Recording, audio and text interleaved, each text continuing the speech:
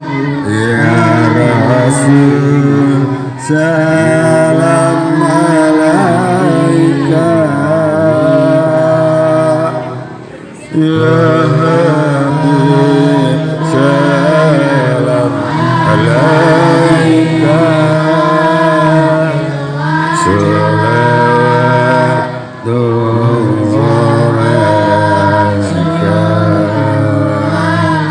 alaika, telah al-badru alaika. Terus, ayo.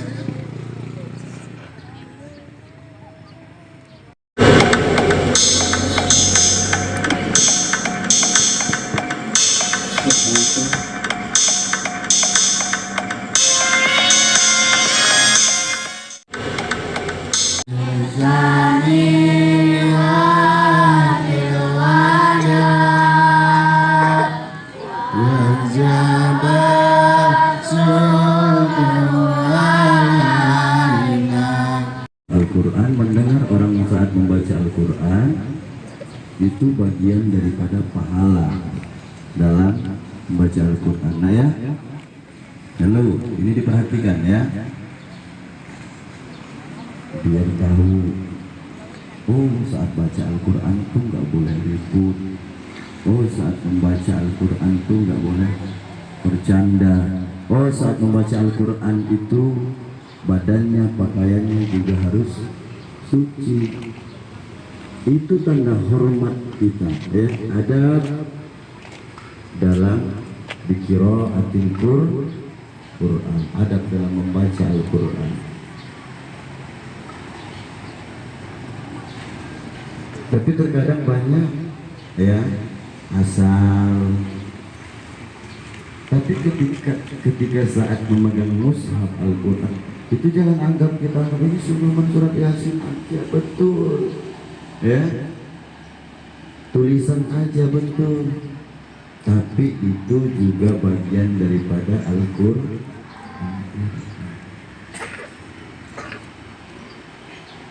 Boleh tertawa, boleh bercanda, boleh ngobrol, tapi jangan ketika saat baca Al-Quran, karena Al-Quran itu bisa juga mendatangkan dosa dan bisa juga mendatangkan pahala. Kalau kita nggak benar, dosa. Kalau kita main-main, dosa. Makanya harus memang betul-betul kita perhatikan. Al-Quran ini belum kita baca, baru kita oyak-oyak saja ya, baru kita lihat saja, sudah dapat pahala. Makanya sering Bapak sampaikan ya, saya tahu rukun iman, iman kepada Allah, iman kepada malaikat, iman kepada Tuhan, seperti itu. Praktek bahwa diri kita menyatakan beriman itu mana ya, itu. Saya beriman kepada kitab-kitab Allah, tapi nggak tahu baca Al-Quran, nggak bohong. Itu bohong itu. Saya beriman kepada Allah. Sallu kama ra'aitumuni usolli, kata Rasulullah, salat kalian bagaimana caranya? Enggak salat. Mana berimannya? Ya, enggak ada. Saya beriman kepada malaikat-malaikat Allah. Malaikat Allah adalah makhluk Allah yang gaib.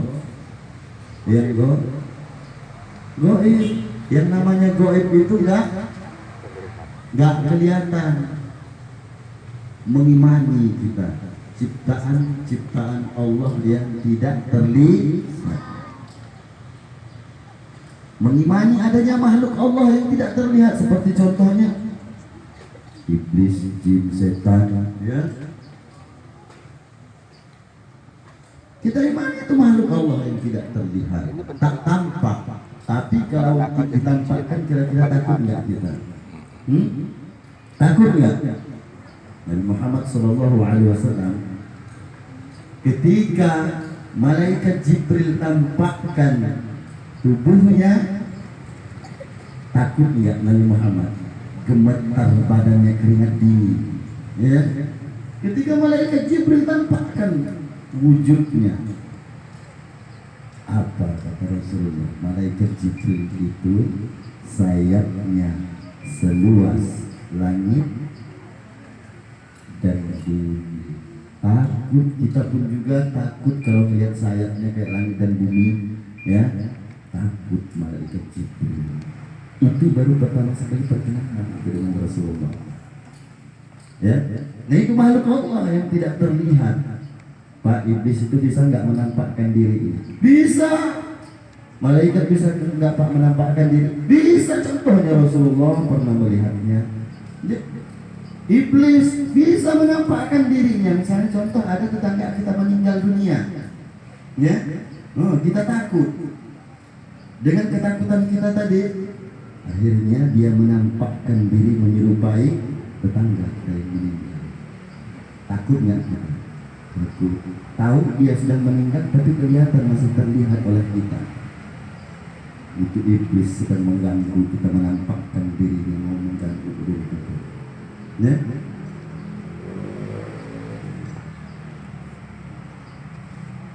Makanya kita belajar Al-Quran, ngaji Al-Quran, ya, biar kita tahu ilmu dunia, ilmu akhirat kita tahu, ya. Karena ketika kita berpegang teguh dengan Al-Quran, kita insya Allah sudah dipastikan oleh Rasulullah selamat di dunia wal akhirah. Semuanya adalah ujian hiasan dari Allah. Mampu nggak kita? Bisa nggak kita? Paling banter nggak nyampe 100 tahun nak, tinggallah dunia.